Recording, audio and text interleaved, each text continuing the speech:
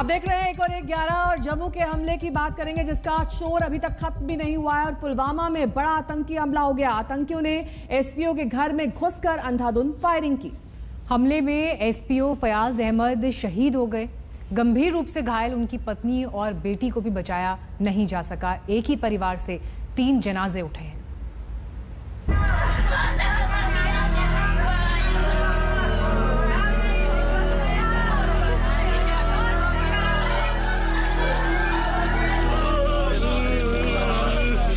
Jammu air force station पर double धमाके की जांच अभी चल ही रही है। ड्रोन हमले के गुनहगारों की तलाश हो ही रही है और करीब 300 किलोमीटर दूर आतंक का एक और खेल खेला गया। पुलवामा में आतंकियों ने स्पेशल पुलिस ऑफिसर के घर पर हमला बोल दिया। पुलवामा के इस घर में मातम पसरा है। घर वालों का रो रो कर बुरा हाल है। आतंकियों की कायराना हरकत से एक परिवार उजड़ गया। 3 जानें खत्म हो गई। जम्मू कश्मीर के पुलवामा जिले के अवंतीपुरा में बीती रात 11 बजे आतंकियों ने एसपीओ फयाज अहमद के घर पर धावा बोल दिया। उस वक्त घर में 41 साल के फयाज अहमद, उसकी पत्नी और बेटी थी। अचानक घर में घुसे आतंकियों ने अंधाधुंध फायरिंग शुरू कर दी।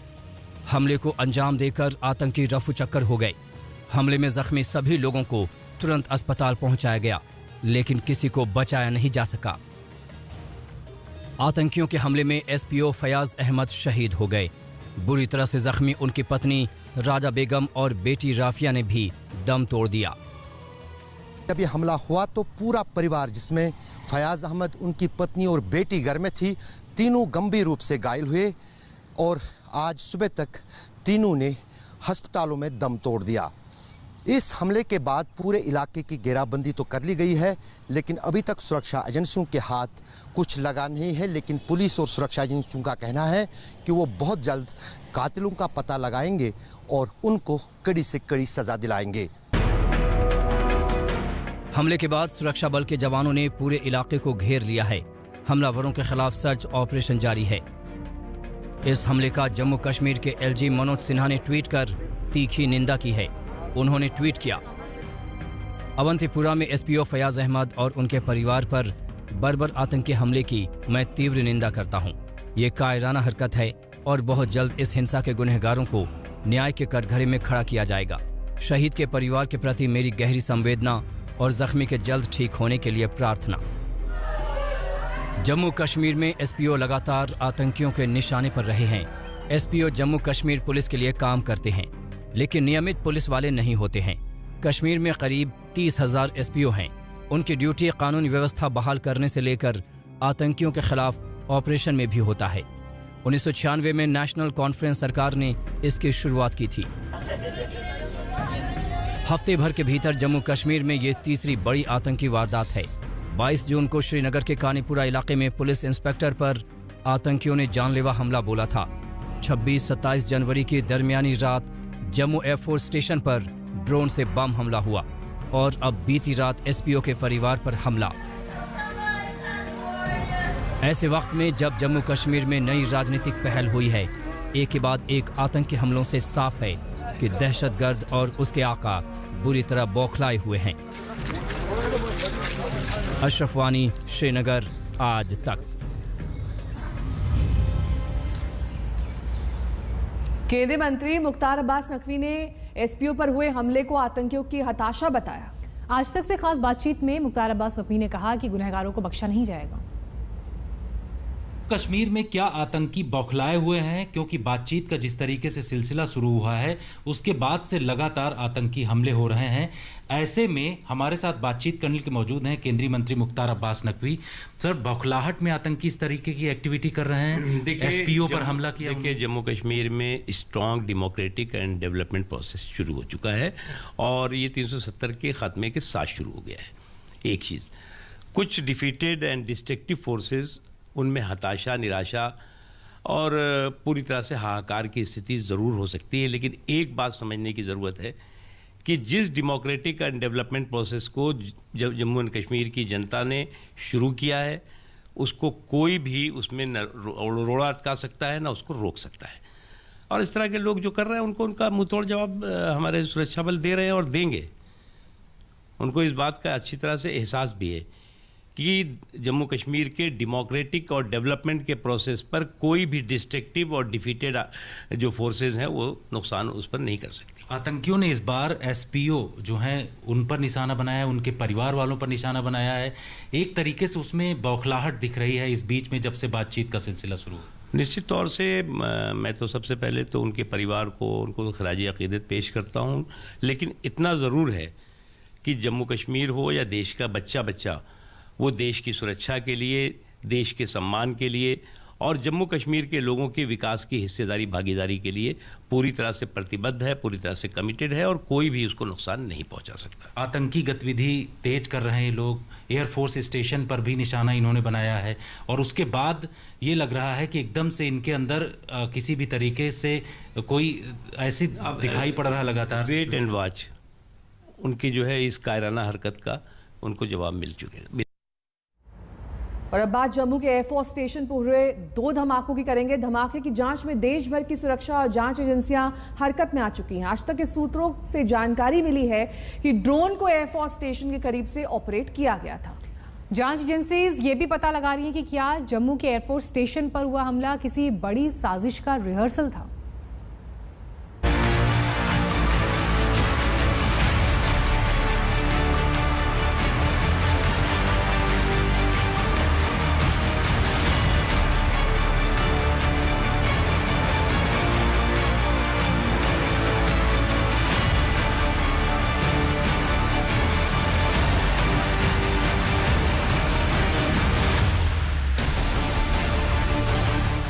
आखिर उड़ता आतंक का सच क्या है?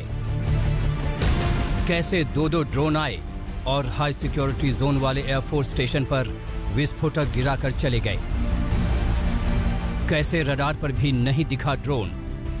जम्मू एयरफोर्स स्टेशन के टेक्निकल एरिया में 26 और 27 जून की रात 6 मिनट के भीतर हुए 2 धमाके बहुत बड़े तो नहीं थे, लेकिन इसका शोर जम्मू से दिल्ली तक गूंज रहा है। चौतरफा जांच चल रही है। एनआईए और आईबी से लेकर सेना, एनएसजी और जम्मू कश्मीर पुलिस तक तफ्तीश कर रही है। सूत्रों के मुताबिक जम्मू धमाके को लेकर अब पता चला है कि जम्मू हमले में 2 ड्रोन का इस्तेमाल हुआ। धमाके में आईईडी का इस्तेमाल हुआ। दोनों धमाके में 2 किलो आईईडी विस्फोटकों का इस्तेमाल हुआ। विस्फोटक के साथ शार्प नेल भी थे। विस्फोटक ऐसे थे जो सतह से टकराने के बाद धमाके किए। जम्मू शहर में भी जो है 2 आतंकियों को पकड़ा गया है, जिनसे जो है असला, गोला बारूद भी बरामद किया गया है और ऐसा माना जा रहा है कि वो जो है जम्मू शहर को दहलाने वाले थे, कोई बहुत बड़ी आतंकी वारदात करने वाले थे। तो साफ तौर पर एक बार फिर ये सामने आ रहा है कि आतंकी साजिश जो है यहाँ पर की गई थी, एयर स्टेशन को दहलाने की, जम्मू शहर को दहलाने की। ड्रोन को लेकर गुत्थी अभी सुलझी नहीं है। ये तो साफ है कि 2 ड्रोन से विस्फोटक गिराए गए, लेकिन मौके से मिले मलबे में ड्रोन के सबूत नहीं मिले।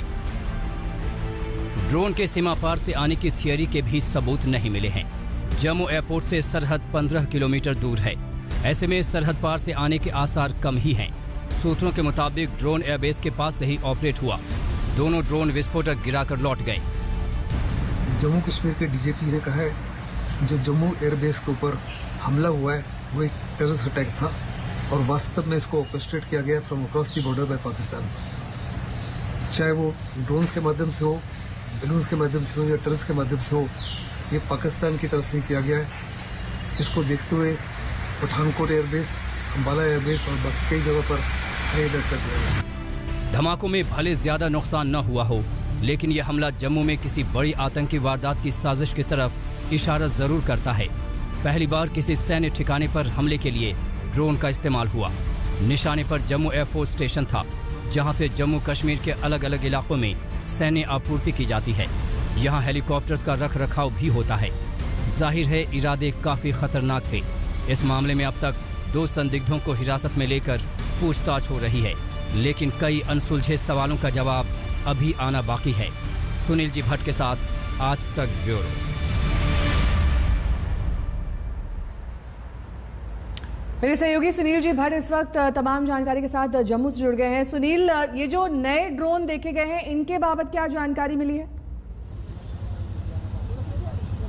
बिल्कुल, मैं आपको बता दूं कि इस समय मैं मौजूद हूं कालूचक मिलिट्री स्टेशन के बाहर और यहीं पर जो है कल मध्य रात्रि के बाद लगभग 3 बजे के आसपास जो है 2 ड्रोन देखे गए हैं और जैसे ही सुरक्षा बलों ने उन दोनों ड्रोनों को देखा उसके बाद वो तुरंत हरकत में आए और उन्होंने जो है ड्रोनों पर फायरिंग की। जो हमें अभी तक जानकारी मिली है कि 20 से 25 राउंड जो है फायर किया गया है ड्रोन्स के ऊपर, लेकिन ड्रोन को मार गिराने में जो है सुरक्षा बल असफल रहे। उसके बाद जो है गहन तलाशी अभियान चलाया गया। मेरे पीछे ये जो आप इलाका देख रहे हैं पूरा सैन्य इलाका है, जो दीवार के उस तरफ का इलाका है और ये जो है इलाका है जम्मू पठानकोट राजमार्ग है, दोनों तरफ से जो है सेना का इलाका पड़ता है। दूसरी तरफ भी आप देखेंगे ये भी कालूचक मिलिट्री स्टेशन का ही इलाका है, तो काफ़ी संवेदनशील है ये समूचा क्षेत्र। और पहले भी यहाँ पर आतंकियों ने एक बहुत बड़ी वारदात की थी कालूचक में और अब जो है जैसे कि हमने देखा कि जम्मू के वायुसेना स्टेशन पर जो है ड्रोन के जरिए 2 धमाके जानकारी मिली, ये ड्रोन कहाँ से आए, ये किसके थे, कौन इसे ऑपरेट कर रहा था? क्योंकि सुबह के 3 बजे से लेकर इस समय पौने 12 बजे का समय हो रहा है, काफी वक्त हो चुका है, कुछ इस पर इंफॉर्मेशन मिली?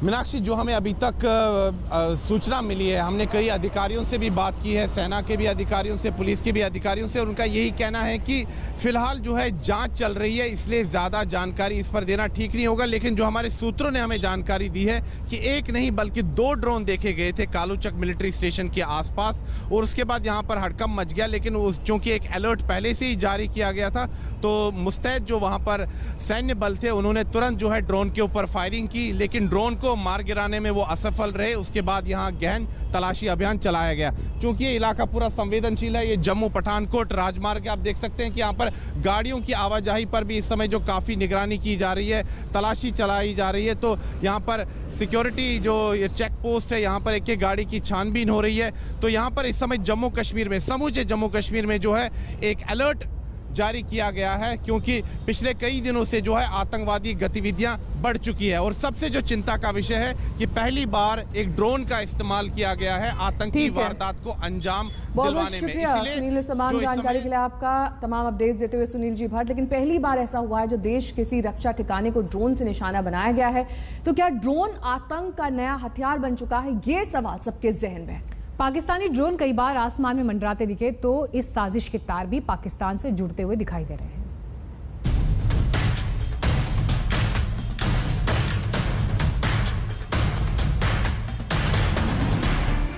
तारीख 26 जून रात 1:37 पहला धमाका। तारीख 26 जून रात 1:42 दूसरा धमाका। 6 मिनट में 2 धमाके से जम्मू एयरबेस दहल उठा। धमाका बड़ा नहीं था, नुकसान भी ज्यादा नहीं हुआ, लेकिन धमाके में ड्रोन के इस्तेमाल से दिल्ली तक हरकत में आ गई।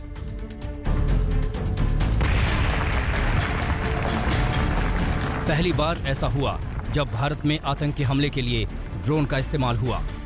दुनिया भर में ड्रोन बड़ा हथियार बन गया है, लेकिन भारत में इसकी आतंकी एंट्री ने सुरक्षा बलों की चुनौती बढ़ा दी। बेसिकली जो है, अगर ये ड्रोन से हमला है या मोटर अटैक है, मोटर अटैक भी ऐसा ही होता है। धमाके दोनों में 2 धमाके हुए हैं।